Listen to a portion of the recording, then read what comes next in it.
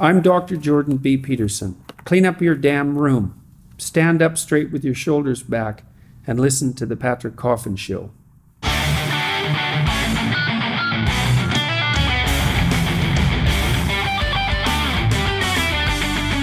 Welcome to the Patrick Coffin Show once again, a beacon of light in a world of spam. I'm going to keep saying that until it becomes funny.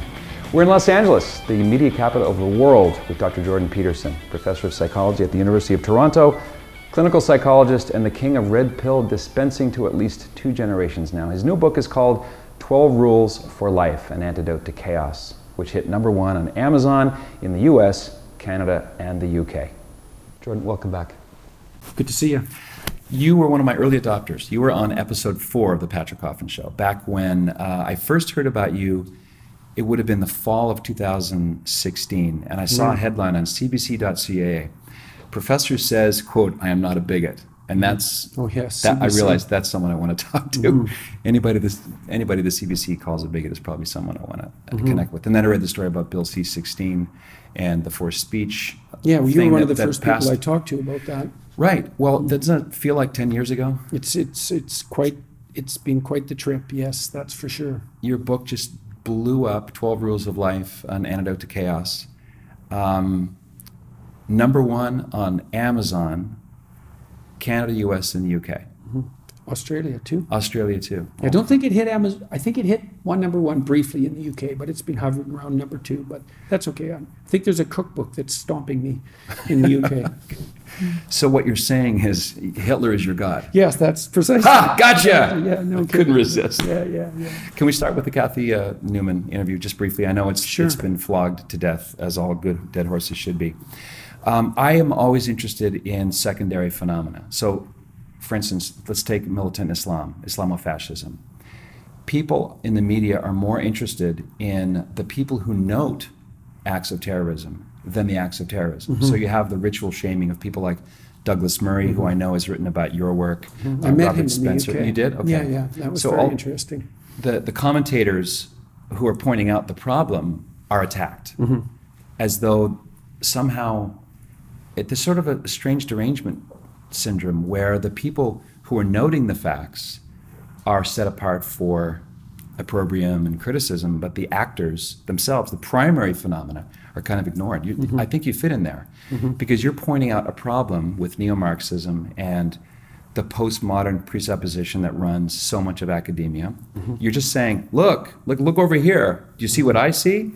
And then you come in for, warnings. I'm saying a bit more than that. I'm saying, look, over here, this is happening, and it's indisputable. But I'm also saying it's really bad, and something should be done about it. And so some of that opprobrium? I think so.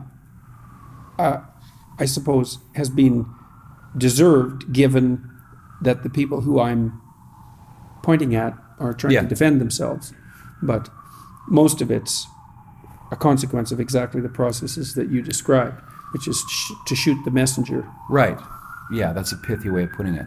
And well, then, it's not surprising, because if someone's pointing to a real problem, it's perfectly reasonable for the person who's being informed about that problem to say, look, I'm going to start by assuming that you're just mad, like crazy. Yeah. Because maybe there's a real problem, but that's really bad. It'd be a lot easier if there was just something wrong with you. And so I'm really going to check that possibility out first, thoroughly, before I'm going to painfully turn my attention to what would be a much more intractable issue.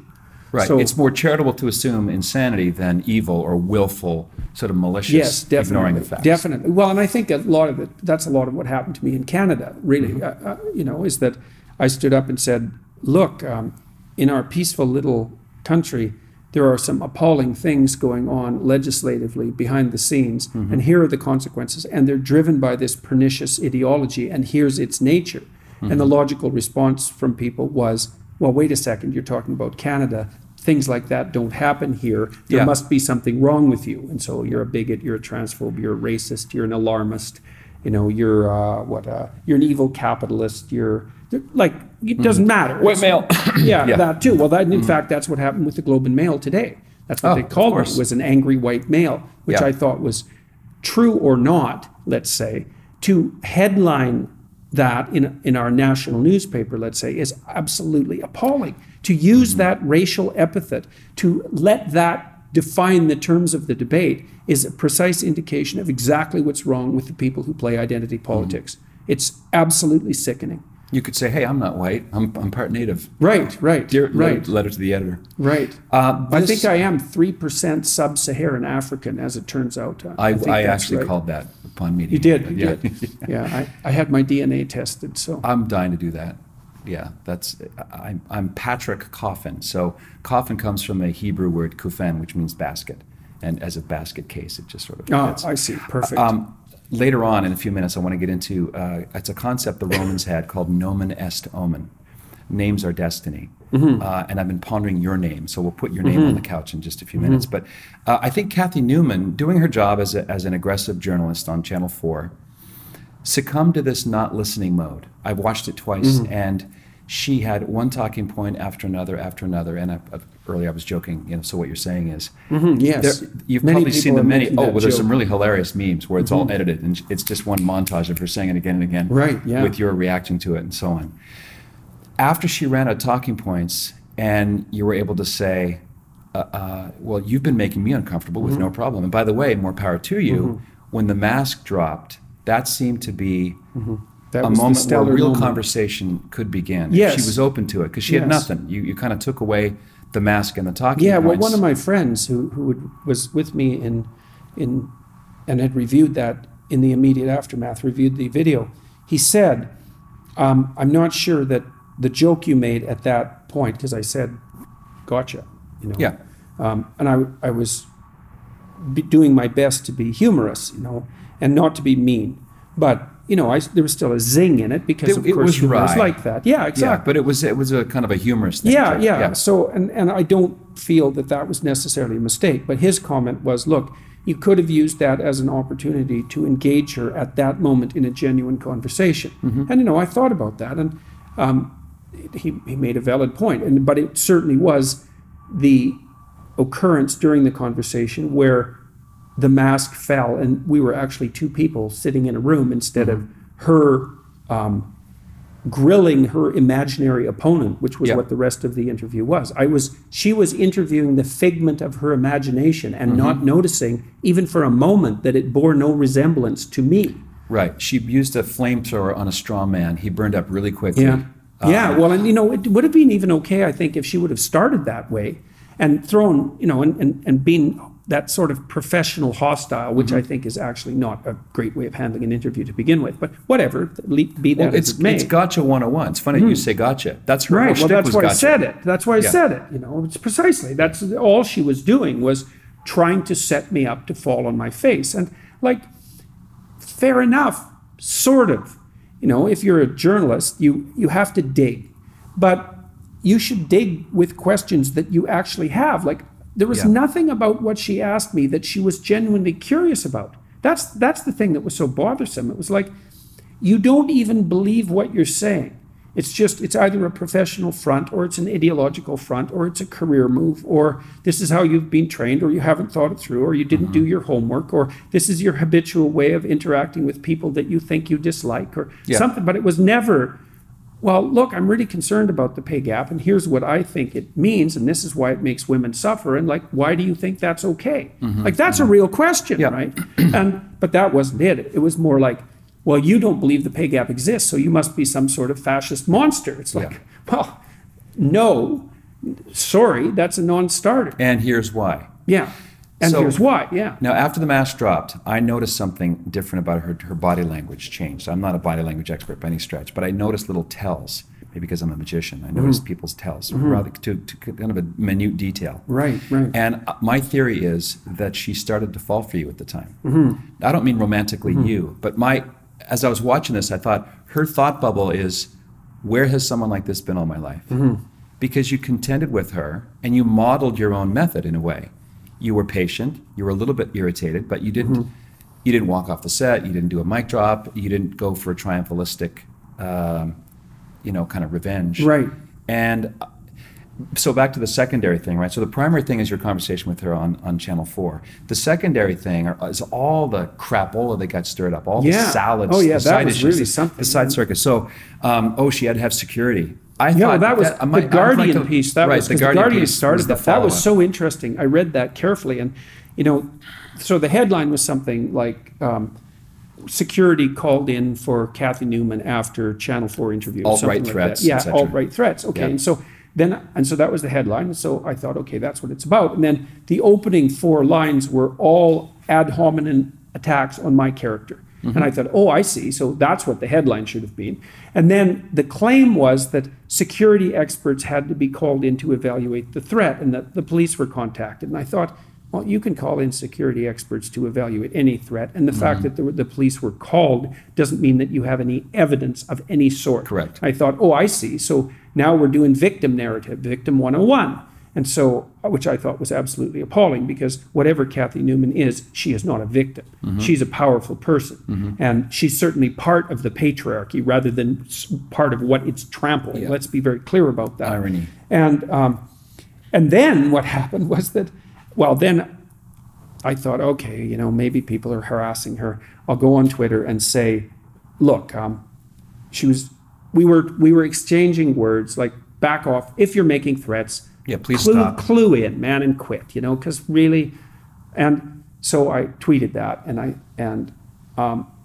but then what happened was that the fact that I tweeted that was used as evidence that the threats were real. And Exactly, I thought, you cannot why? win. Yeah. And then the third, Yeah. let's say, so primary, secondary. The third thing is that you said in another interview, I think with the Dutch guy, the Indian guy, that was a very good Yeah, he exchange. did a good job. Yeah.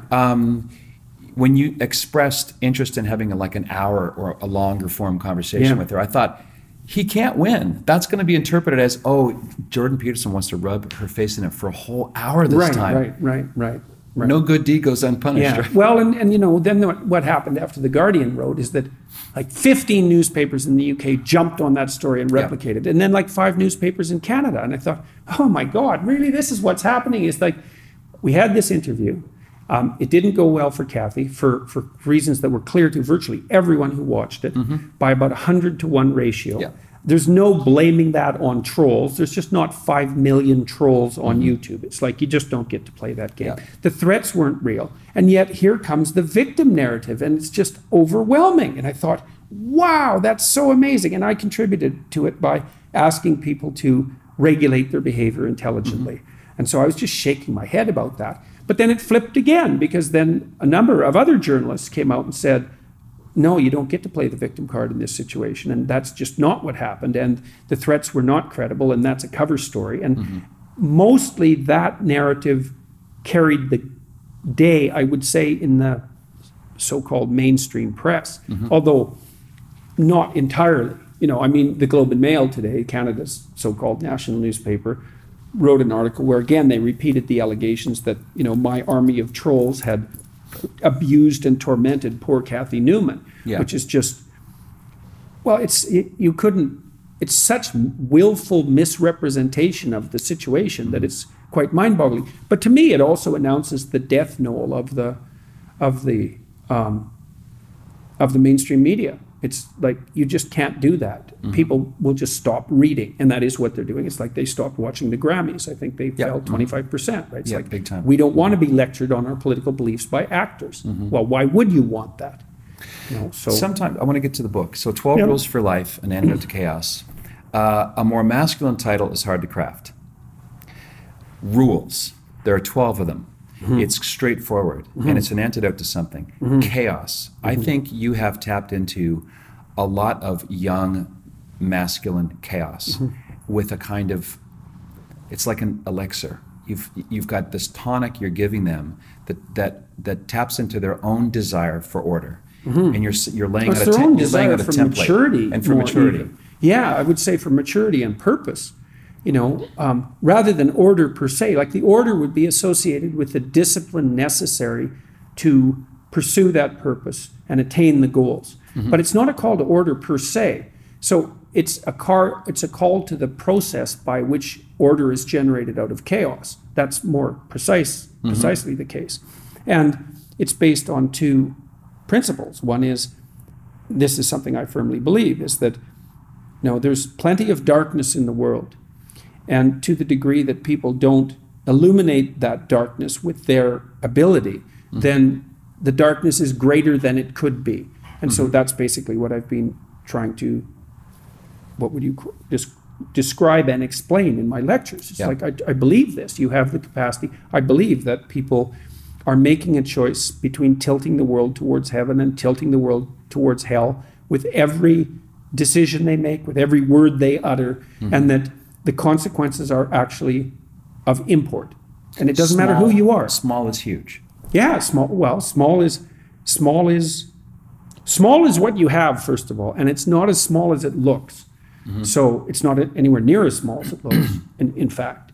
So you have plenty in front of you to contend with, plenty of potential, and it actually is important that you contend with it. Not just for you, although it's important for you because it gives your life dignity and purpose and meaning and stops you from being bitter and resentful and hateful and murderous and genocidal and all of those terrible things that go along with resentment. It's that, but it also has your life properly conducted, has a genuinely wide-ranging beneficial effect on everything around you.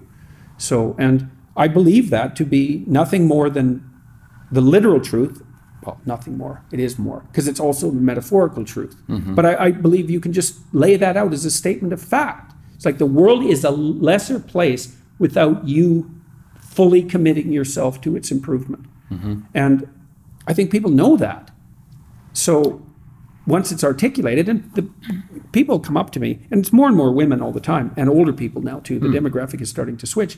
But people come up to me all the time and they say, look, I already knew the things that you were saying. I knew them deep in my heart, let's say, because they're archetypal truths.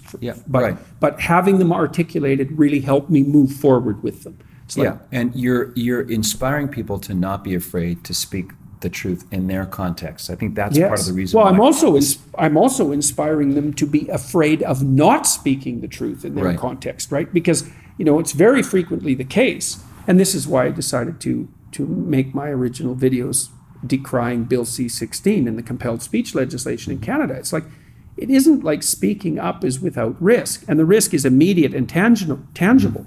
But not speaking up, man, you want to do something risky, that's risky. It's just that it kills you. You take a little bit of arsenic every day and die of the cumulative poison in 30 years while you suffer the entire time. It's like, that's just not an improvement. And so hiding your light under a bushel is a very, very bad idea. And so no matter how afraid you are of standing up for yourself and speaking out, you should be far more afraid of the alternative.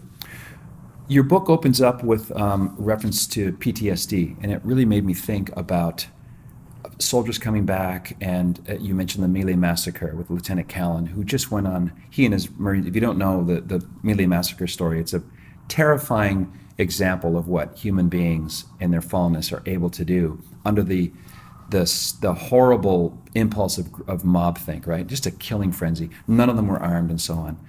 And you point out that post-traumatic stress disorder is, I don't want to mangle it here, as much or more the realization of what you're capable of. Not necessarily just evil that can befall you passively, but you can actually do. It's very, very frequently that. It's not always that, because now and then you encounter someone who is, almost always when you're dealing with someone with post-traumatic stress disorder, they have been touched by malevolence. There's no other way of terming it. Sometimes it's another person, especially if the recipient is naive. That's a bad combination. Naive person encounters malevolence. It's like, that's post-traumatic stress disorder.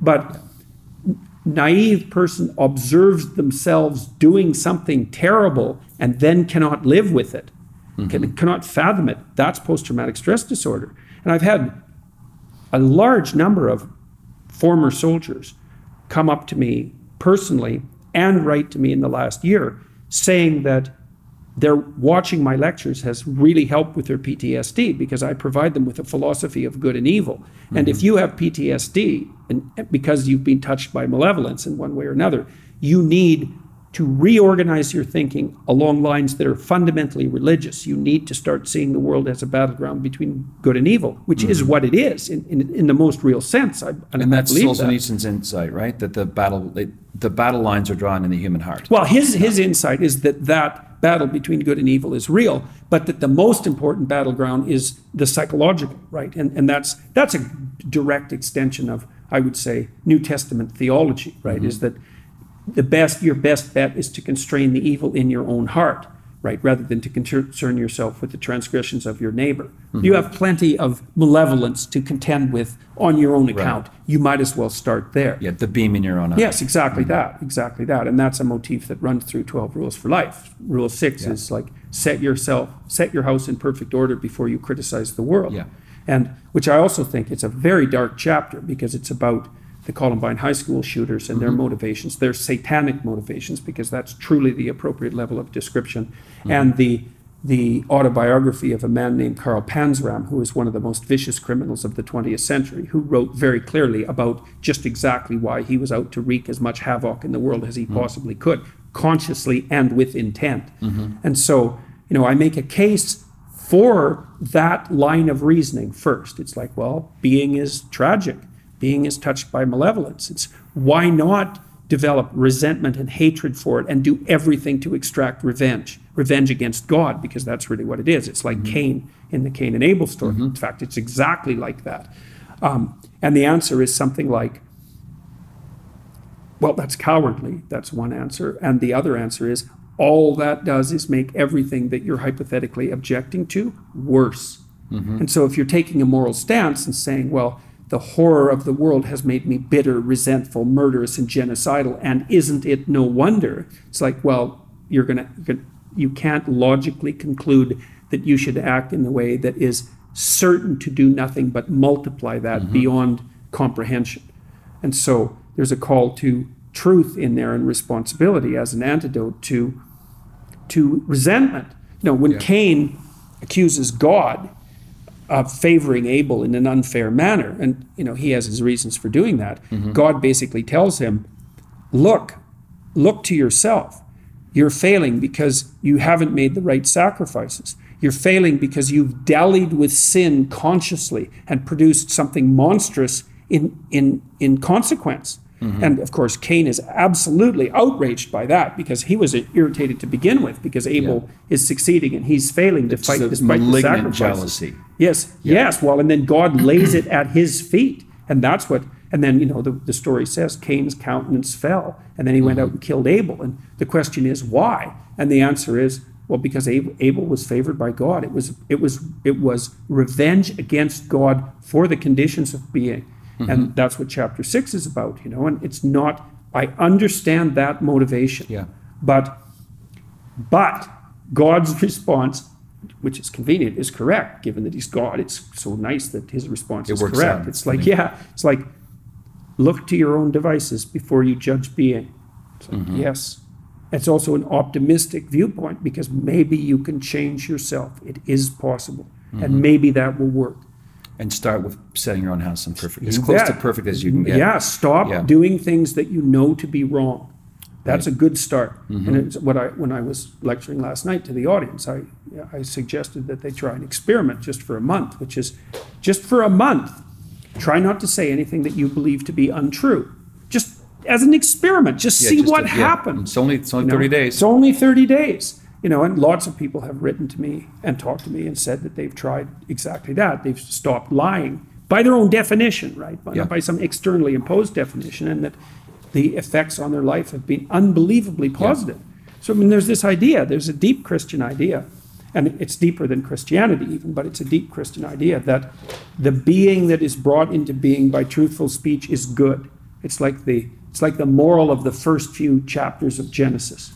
Right? If you use the logos to bring order into being, and that's truthful speech, then the being that emerges is good. It's like, that's a hypothesis, man. It's like, maybe it's true. Maybe if we told the truth and aimed at the good, then being would transform itself around us into something increasingly less tragic and certainly less malevolent.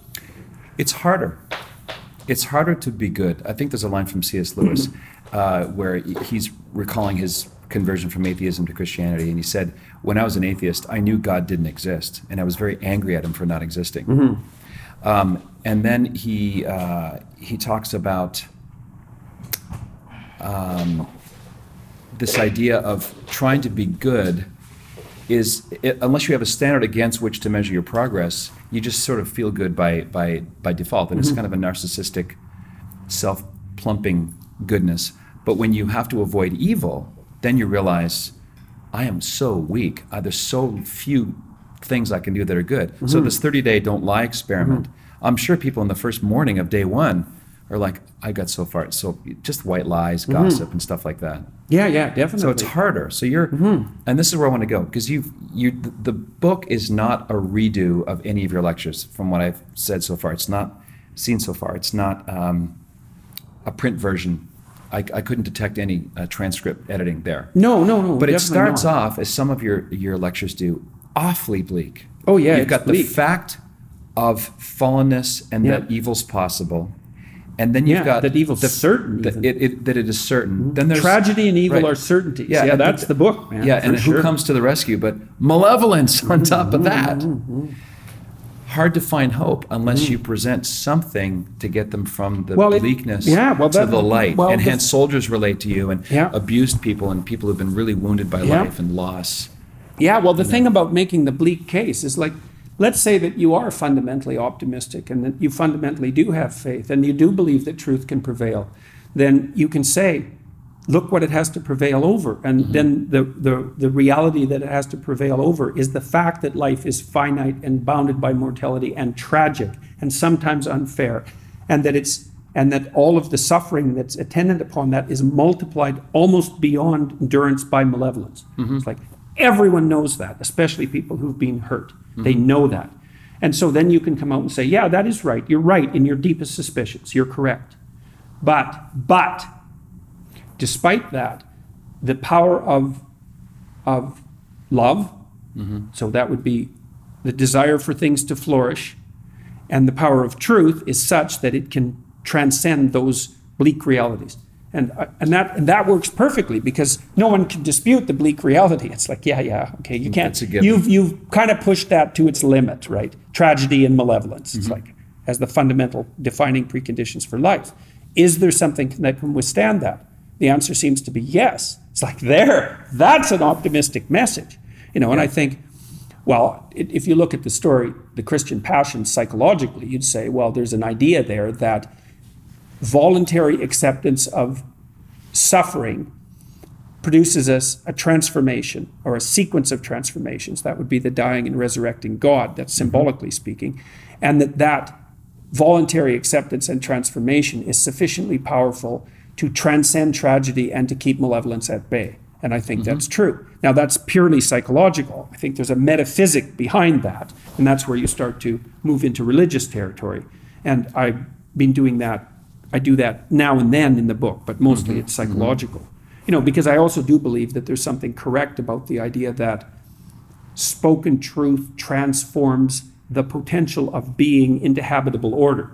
I believe that that's metaphysically true and literally true at the same time, but I don't have the conceptual wherewithal to really understand how that can be true, although I think it is true. Scapegoating is one of the main themes in the writing of René Girard. Are you familiar with him? He's a French, he just died a couple years ago at the age of 90-something. Mimetic desire in the killing of the king, the slaughter of the scapegoat. And you see this with Cain and Abel, just to return to that for a moment. It's almost like Cain is saying what Adam said. Adam said, "This the woman you put me here with." Moses would later say, "These people, not my people, they're like your people." Right. This desire to isolate and to shame the outsider. You've kind of been the object of that. In having so few people at the beginning, like when you were on episode 4, you were the only guy standing up. You're willing to put your head above the trench. Well, I wasn't the only one. There's a couple of other Canadian academics who've been doing that. Janice Fiamengo is a good example. She's a professor of literature at the University of Ottawa, and she's been taking some pretty decent swings at the postmodern neo-Marxists, especially in women's studies, and been paying the price for it. She's a tough cookie. But they can't call her white male. What do they call her? No. They got to have an she's identity internalized tag. her oppression. Of course, yeah. She's a Stockholm syndrome. That's right. But she's a formidable person. And Gad Saad at Concordia University has been doing a pretty decent job as well. So he's the Jew-hating Hitler, Lebanese Jew. Yeah, right. Of course, Hitler, yeah, he's got to be exactly. Hitler. Yes, exactly. Right, Yeah. right. So there are a smattering of other people, and more of them are coming out of the woodwork. And I wouldn't say I was even entirely alone to begin with, because I had my family and my friends, Sure. and they were like super helpful, well, crucially helpful. That's when I understood the story of Noah's Ark more particularly, because it said Noah, what made Noah stand out was that he was perfect in his generations. And that's actually the ark, is that if your family is in order, then you can withstand a fair bit of buffeting. And chaos. My family was in pretty good order. My parents were around when all of this broke, and my wife and my kids, and they were all like, they were there, man. They were watching, they were advising, we were taking things apart and analyzing it, but there wasn't a lot of underground resentment and bitterness and cynicism that was interfering with all that. And thank God, because we just didn't have the luxury of having additional problems. So, and your father was a teacher, Walter. Yeah, that's right. I solicited some questions on Twitter and Facebook. So, hey, guys, send me if you had half an hour with Jordan Peterson, what would it look like? So can I just crank through a couple of them? Sure. A surprising number asked me about your father. Ask him about his dad. It seems like you were fathered well. Like you had a mentor who was probably gentle but with a spine. Oh, is that where you got spine Bucko? For sure, man. Is that the origin of Bucko? Tammy. Oh, really? Yeah. Well, I mean, it's a Western saying, Sure. And we did grow up in a Western place, and so it was sort of floating about, and she picked it up as a little epithet that she used to utter when she was irritated, and so I picked it up too, and that's where that came from. I think young men resonate with that because there's an affection to it, but it also means get your carcass moving, move it, clean your room. Kind of there's an insistence to it. Yeah. Well, my father's a formidable person, and like he's really good with little kids. We had a lot of friction when I was a teenager, and that took some time to sort out. But there were complicated reasons for that.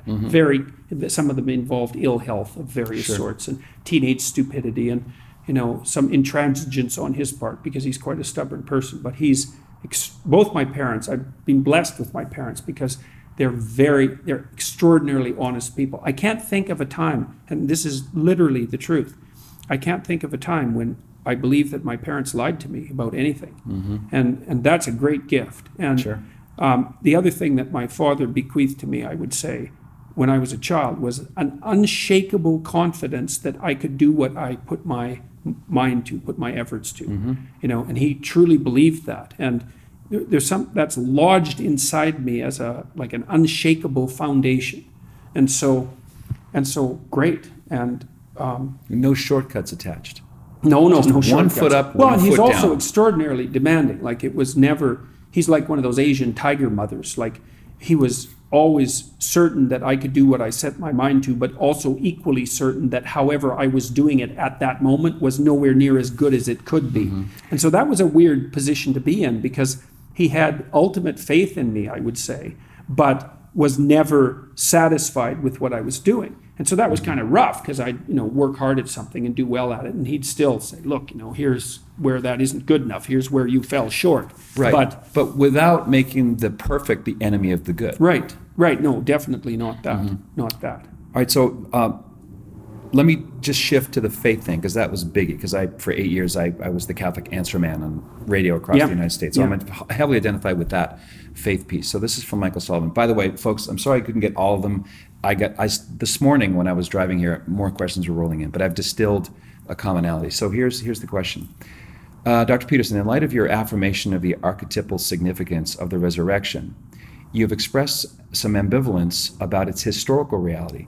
J.R.R. Tolkien had long conversations in Oxford with C.S. Lewis, in which Tolkien helped Lewis to understand that the story of Christ was the first archetypal myth that is not just true in a mythopoetic and psychological sense, but also true in the historical sense. That insight, helped by the grace of God, pushed Lewis over and he became a Christian. Where are you in this discernment process on the historical nature of Christ, and especially the resurrection? Yeah, well, that's a great question. Like, I do believe that there are places where the mythological and the literal touch. I mentioned one of those earlier, the idea that spoken truth, logos, creates habitable order out of chaos. I think that is literally and metaphorically true. I don't think you can state the nature of being and the role that consciousness plays in it more accurately than that. And so it's metaphysically true, it's religiously true, and it's literally true all at the same time. And so there are times when that happens, and I don't know. See, this is the mystery to me, I would say. I understand what that means. I understand that there are times when the literal and the metaphysical or religious co-occur. And I can understand so that the literal is the foundation upon which the symbolic or the psychological... Yeah, it's like the way I've been conceptualizing it is it's as if the material reaches up towards the spiritual and the spiritual reaches down towards the material, and now and then they touch. And that's a miracle when that happens. It's a miracle when that happens. And I do think that happens. With regards to the resurrection, apart from saying what I just said, I would say that I need to think about that for about 3 more years before I would even venture an answer beyond what I've already given.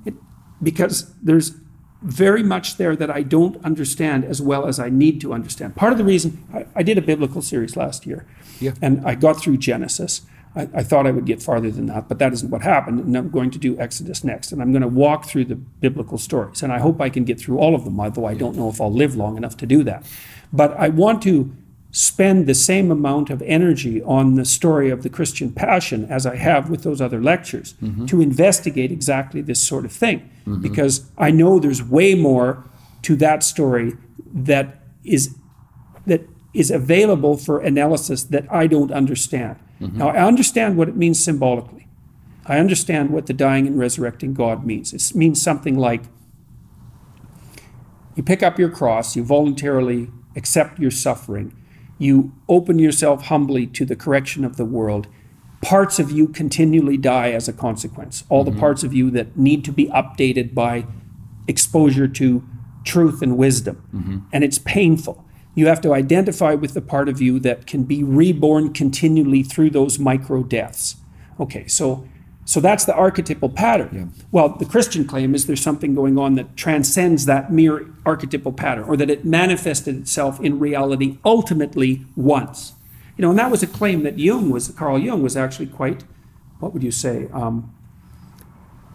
sympathetic to. But I don't know enough about it to say anything more than what I've said psychologically. And so I want to know more about it. You posted some of the correspondence between Father Victor White and Jung. And on psychedelics. On psychedelics.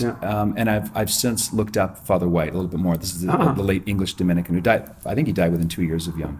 The contemporaries. They had kind of a break, I think, in their relationship. And because I can see Father White's frustration that Jung is he's so suffused with almost. You kind of almost get it, but there's some other piece continually falling out the bottom. I would love to see more of a rapprochement between the Jungians and the more Orthodox Christians, because there's so much, this is one thing I admire about what you do, is that you do not give glib answers. I remember watching you in an interview, and it was an older gentleman. He said, Joel, do you believe in the resurrection? And I was probably a 25-second response, because I could see well, what do you mean by dead? What do you mean by resurrection? Are you trying to claim me for your own? Because I'm sure, he's a Baptist, he's a Mormon, he's whatever. Because one of the questions, one of the right responses to that is, what do you mean by that question, and why are you asking it? Right, because it's not just a straightforward question by any stretch of the imagination. It's the same thing that happens when people say, well, do you believe in God? It's like, first of all, I don't respond well to that question. It's sort of, it's kind of like asking what you do in the bedroom. It's something like that for me. Or a bit boxy. There's that too. There's that. It's manipulative as well, very, very frequently. But I don't like the question, and I don't like to answer questions that I can't feel solid about in my answer. And so I think my fundamental, I have 2 kind of fundamental answers to that question. Is the first is, well, what the hell business is it of yours? And it's not up to me to make that public. It's like praying in public, And well, it might be more intimate than what you do in the bedroom. Well, it might be, yes.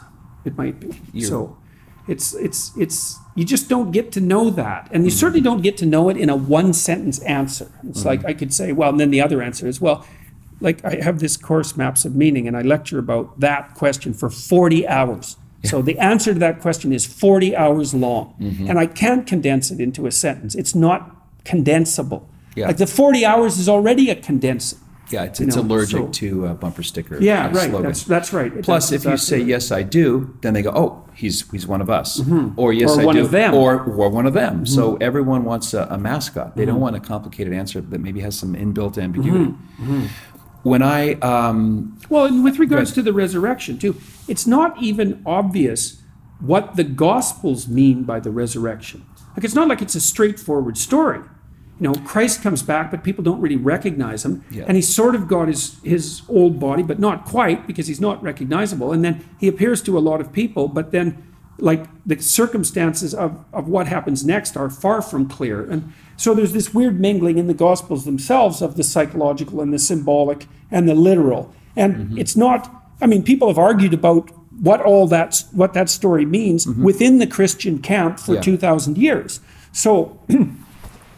And I've been talking to this guy, Jonathan Pajot, who's an Orthodox icon carver. Phenomenal. Yeah, he's quite the character. Yeah, I'm a fervent Catholic for my own reasons, but I think the Orthodox are kicking our ass on art. And his stuff is so immediately arresting, especially his carvings. I'm sure he's a painter as well. So check him out, Jonathan. Yeah, absolutely. You know, and Pajot has talked to me to some degree about the resurrection and about its complexities, and laid out the fact that the story in the Gospels is by no means simple.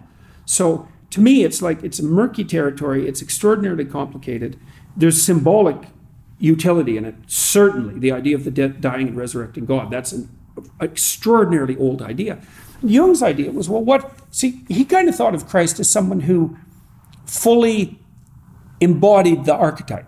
So for Jung, it was really in some sense that the ideal and the actual had converged in Christ. That really was his claim. The epitome of all the other pointers. Yeah, that's it. And he said, well, strange things happen when the archetype manifests itself in the flesh. It's like, and that's not really an almost answer either, you know. I mean, that's... And Jung was what you just said is not ambiguous. It sounds pretty clear. No, exactly. And I think that is a reasonable summary of Jung's position. But his position is so complex and so nuanced and he was so unbelievably profound. You know, like even his response to psychedelic use. You know, beware of unearned wisdom. Oh man, that's a smart response. And beware of what? Unearned wisdom. Unearned wisdom, yeah. Right. And Bonhoeffer would call it cheap grace. Yes, exactly. Well, and he said, here's the danger in it. It's like, let's say that, this is paraphrasing, but he said, well, let's say you have a psychedelic revelation. It's a true mystical experience. And you see the distance between heaven and hell, and you see your responsibility in relationship to those two entities. What makes you think you can tolerate that in your current condition, tolerate that knowledge? And I think that's an unbelievably wise response.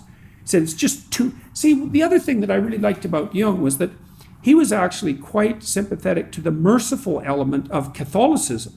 You know, although he was a Protestant, he knew quite clearly that one of the things that the Catholic Church offered to people was respite from the intolerable weight of knowledge of their own sins. It's like if you're a Protestant... The expulsion that happens when you tell the truth to someone you believe is the representative of Jesus Christ. Yes, and who can then forgive you. They say the magic, the sacramental words, I absolve you. Right. More powerful words I've never heard. Right. And so you can walk out with a clean slate and you can start again. It's like, and the cynic would say, I go sin for a week, go to confession, you're washed clean. Yeah, exactly. And fine, fair enough. There's a place for that cynical judgment. But Jung's point was, look, we all fall short of the glory of God in a serious manner. And if you're a Protestant, it's like, well, you've made a mistake. It's on you. And then you've made another mistake and it's on you. And then you've made another mistake. It's like, how do you get clear of that? Yeah, and objectively that you hear it. You know, faith, the New Testament continually gives the sense of hearing compliments. Faith comes not by smelling or seeing or touching. Faith comes by hearing. So you hear those words. This is why penitents have the right to go to confession behind a screen, where the identity doesn't matter, but the content of the sins, the regrets in someone, and so on. But where this is leading is when of all that you've written and all the things that I've watched you do, I thought, he's very hard to categorize. I got no box for this guy. But he seems like either a combination of the following: a lapsed Catholic, a crypto-Catholic, or a future Catholic. Not Protestant, because of the not split Orthodox? of this. No, not Orthodox for a couple of reasons. Reason number one is that Orthodoxy is frozen in the first 7 centuries. There's no pope to call another ecumenical council. And while their liturgies are beautiful, they have valid sacraments, they're the closest to us of all of Christendom, the Orthodox, by far. They've also caved on some key, I think, fundamental doctrines, like divorce, remarriage. 3 strikes you're out, where I don't know how you square that with Jesus' teaching in Matthew 19 about the indissolubility of marriage. So Catholics consider divorce to be superstition. It's like tooth fairy. If you say I will and I do, with no mention of your feelings, and you make that vow, then you're given enough grace to get through, like, come hell or high water. And also contraception. The Orthodox autocephalous churches have pretty much lost the consistency or the universality of their stake, or their take rather, on contraception. But it's so close, you know. I mentioned in my book Sexo Natural, which I'm now rewriting with a better title. Every Christian believed until 1930 that contraception was gravely against God's law, that it was a social disruption. And this is another thing that I noticed about you, that your take on contraception as a game changer in the relationship between men and women. So I'm out on a limb here. I'm taking it you're not Catholic. No. How would you finish this sentence? Patrick, right now I'm not Catholic because? Oh, well, I can give you a comical answer. Sure. I have my own church. You have your own church? Set up like 6 years ago, something like that. Yeah. Is it the Church of Jordan? No, it's not. Worship? It's the Church of Saint Joachim of Florus, actually. Saint Joachim of Florus. Okay. Yeah, he was a mystic, a medieval mystic who just about got burnt at the stake. He had a doctrine of the Father, the Son, and the Holy Ghost. And it was a kind of a precursor to psychoanalytic theory, I would say, where he believed there was a Christian epoch of the 1,000 years that was the epoch of the Father, and then there was an epoch of the Son, and then there would be an epoch of the Holy Spirit, which was the dawning modern age.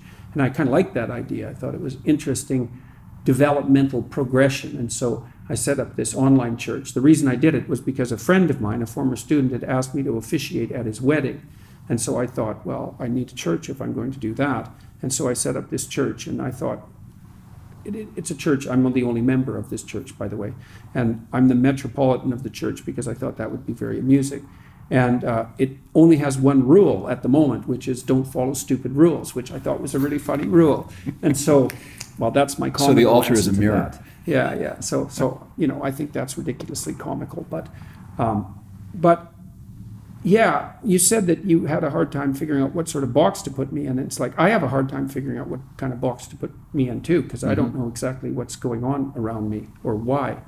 But I need to stay outside of boxes because then I can look at what's inside of them without being part of them. It's something like that. And so, like, I like to recede away from classifications. And you might say, well, that indicates a fundamental lack of commitment. And I suppose that's true to some degree, but true or not, that's the circumstance that I am in at the moment. Fair enough. In a recent interview, you said that you kind of would like to go to church, or you can see the utility of it with the sense of community and so on. Oh, yeah. And the sense of shared moral aspiration and all of that. Yeah, definitely. Right. I think it's a real catastrophe that doesn't work for so many people now, including me. I think you say this in rule number 2 in 12 rules, because I want to keep throwing traffic at your book, because it's only like number 50,000 on Amazon. Culture is an oppressive structure. It's always been that way. Isn't it also a supportive structure? Oh, definitely. Well, the archetype of culture is the wise king and the devouring father. It's the same. It's both. It's always both. Now, sometimes it's almost all the devouring father. That let's take the situation of Joseph Stalin. And sometimes it's more the wise king. But like every structure of discipline, this is the postmodernists have laid this out quite clearly. You know, for all their pathology, Foucault laid this out quite clearly, is that any supportive structure is also a disciplinary and punitive structure. Right. So there's always the lurking face of tyranny and the overt threat of tyranny. It's like, well, yeah, but that's an archetypal reality. You can't just point at your culture and say, oh, it's tyranny, especially not Western culture, because as far as tyrannies go, it's pretty benign. But SJWs do say yeah, that everything is tyranny. Yeah, I know they do. But a lot of that's flight from responsibility. Like they don't like the idea that discipline is necessary, that structure is necessary, that order is necessary, any of that, partly because it would require them to take a level of personal responsibility that they're not willing to take. Right. They'd rather do the scapegoating issue and decide that it's the fault of the patriarchy. Everything is the fault of the patriarchy. Well, that's good. You don't have to think again for the rest of your life. You've got a one-sentence slogan for a slogan, battle cry of the dead. That's what slogan means. Yeah. And discipline means learner. Think of the disciples, right? The disciples of Christ. They're learners, right? And maybe the restricting thing you're talking about can be interpreted as the banks of a river. If a body of water doesn't have banks, it just becomes the flood. Yeah. But with riverbanks, you can power a city. Well, because now you have to Well, it's also a precondition for freedom, which is something that Nietzsche pointed out quite brilliantly. He said, look, slavery precedes freedom.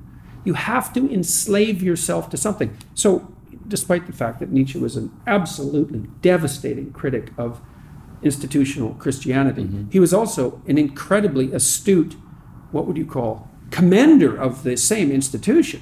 He said Catholicism in particular was the vehicle by which the European mind was disciplined.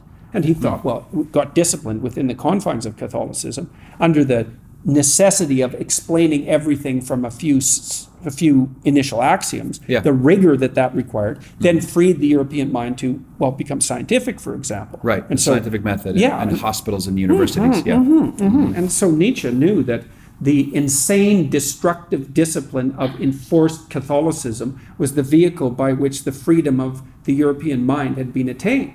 It's brilliant critique, but that's what's so wonderful about Nietzsche is he's not simple-minded. It's speaking of bleak, right. Well, a clear-eyed vision of the abyss that he seems to have fallen into at the end. Yes, hard to determine. It is. I think the evidence is probably supports the idea that he had some sort of hereditary neurological illness, because something similar happened to his father, and I thought for a while that his own philosophy was what drove him into the asylum. But I read his writings in chronological order, and I don't believe that. I don't believe that as a clinician. Well, the only musical they could make of his life would be a comedy. It's just, can't imagine. Or maybe remember the producers? Springtime for Hitler. Well, there's more evidence about my take on this crypto-Catholic thing, because you believe that truth, no matter where it is, no matter what source it comes from, is to be found and dusted off and shone, even from unexpected places. I know a lot of pious brethren who Nietzsche, didn't he belong to the devil? Wasn't Jung like a heretic Gnostic? Well, go deeper and really listen and spend some time reading. You might find truth to be extracted. So it's a both and. Well, the thing is that Nietzsche might be been of Satan's party, and Jung might have been a heretical Gnostic. But what the hell makes you so sure you're not? That's the thing. It's okay, you've got the right take on the people who are doing the criticizing. You're so sure that you're in Christ's party, are you? Just because you say you are? It's good luck with that. Right. Good luck with that. And Nietzsche, as a critic of Christianity, I think did Christianity a great favor, because for someone to come along and say, well, this is rotten and your foundation isn't working here, and this is where you've gone wrong. You did this okay. And to really do that, Nietzsche really did that. And it wasn't because he was an enemy of Christianity, precisely. Nietzsche's a very tricky thinker, because he would announce himself as an enemy of Christianity. But a lot of that, he has a book called The Antichrist, right? Subtle. Right, well, exactly. But, Nietzsche's always ironic. There's always an element of irony. And it's a challenge to the reader. It's well, this book is the Antichrist. It's well, who's on whose side here? Is it the harsh critic of dogmatic Christianity? Or is the spirit of the harsh critic the true Christianity? Well, because it's part of the seeking for truth. Right. And if it's true, then it can stand severe tire kicking, because its founder was tortured and murdered. The whole thing's founded on failure, or apparent failure. Not the victorious king. Yeah, well, kicked the Roman butt back into the that's the other thing too with Nietzsche, is you're never sure. When he speaks directly of Christ, it's almost always in glowing terms.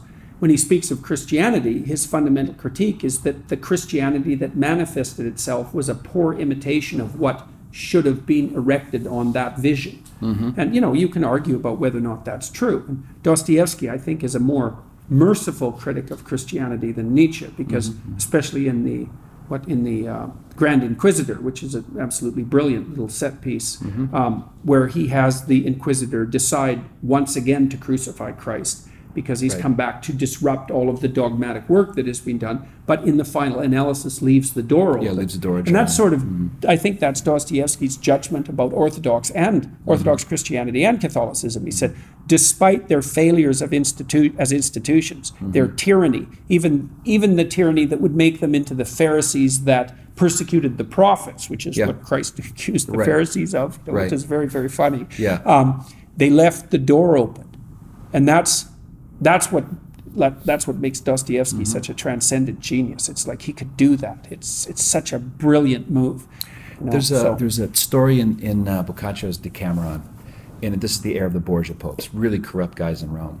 And the story is about a Jewish businessman named Abraham in Paris, and he goes to the Archbishop of Paris investigating baptism. And he says, "Oh, Abraham, wonderful. Do you want to? Let's do it now." He says, "No, not so fast, Your Excellency. I want to go to Rome first and get close to the rudders of the bark of Peter. I want to see up close how it all operates." Now, he doesn't want him to go to Rome because he's going to see open corruption, and it's going to be a mess, and there's no way he'll be baptized. He goes, "No, I'll be back in a fortnight. I'll see you in 2 weeks." Okay. So he goes to Rome and he comes back. The door opens and there's Abraham grinning broadly, and the Archbishop says, "Abraham, you're back from Rome. How was it?" He said, "Oh, I was disgusted. I mean, the Pope's having murders, hit jobs. No one believes it. It's obviously corrupt and really foul. I was very distressed by what I saw in Rome. But can we go forward with baptism?" And he said, "Well, Abraham, why do you still want to be baptized?" And he said, "I told you, I'm a practical Jewish businessman. Any operation that corrupt would have folded 40 minutes after the resurrection. It's been here 1,500 years. It has to have God behind it. I want in. I want in." Yeah. I love that story. Yeah, yeah. We got a few minutes so left. You asked me what box I should be in, and I just had a little image about that. Well, I don't want you in a box. I'm just trying to get my arms around your worldview. So those kids' toys where there's a little box and you crank it, and then the jack. The jack, yeah, jack in the box. That's it. Is the jack in the box or out of the box? It's like, so that's the position that I'm in. It's like, right. I'm the jack in the box. Have you read Marshall McLuhan much?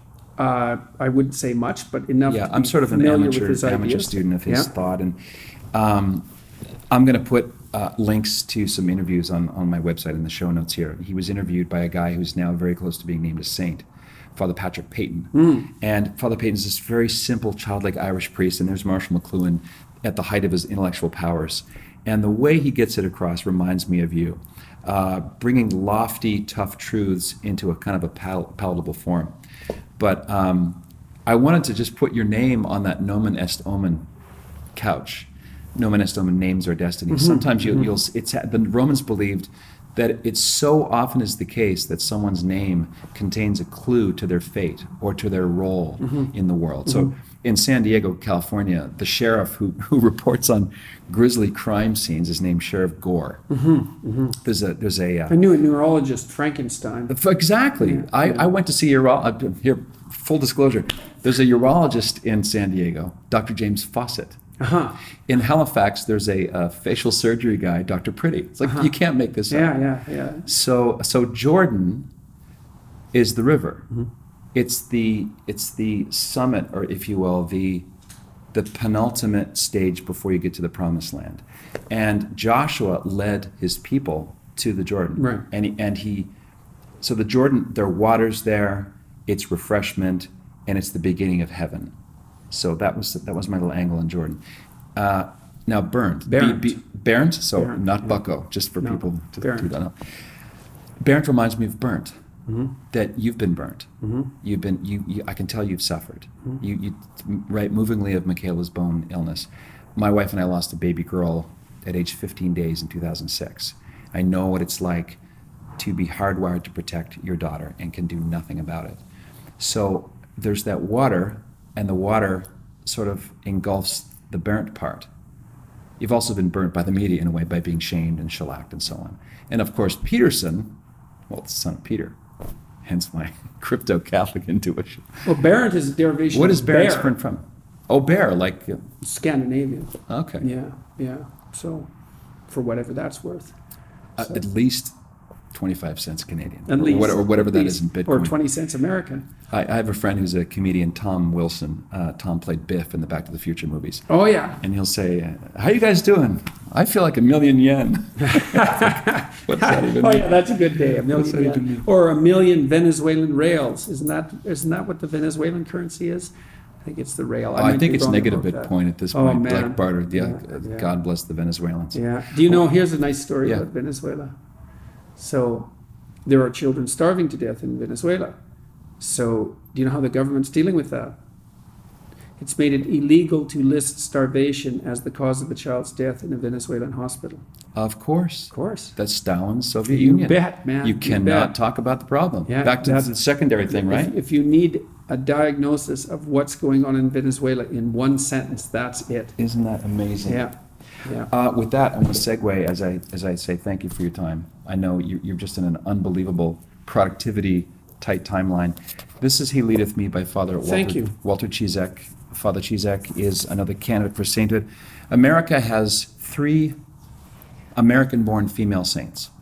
Saint Elizabeth Ann Seton, the daughter of a billionaire named Mother Catherine Drexel, and the Native American Saint Kateri Tekakwitha. We have no men. He's one of them. This is the book he says that he wanted to write, not the book his publisher wanted him to write. Now that book is also very good. It's called With God in Russia.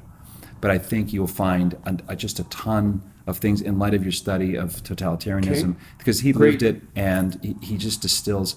He reminds me of a Jesuit version of Viktor Frankl. Okay. Okay. All right. Thanks a Godspeed. lot, It's man. been an honor. I really appreciate Thanks your a lot. time. It's good to talk to you again. And thank you very much for interviewing me in the early stages of all of this. Like, there was a number of people in the media, you were one of them, who started to provide some groundswell of support for what I was doing, and it was really helpful. It was Well, really you helpful. simply blew up without me, that's for sure. And keep on swinging. A lot of people praying for you. We got your back. That's great. All right, very it's good good to job. have All people right. have your back. Well, we put to bed another episode of the Patrick Coffin Show. Keep in touch, subscribe, share, and review. In the meantime, be a saint. What else is there?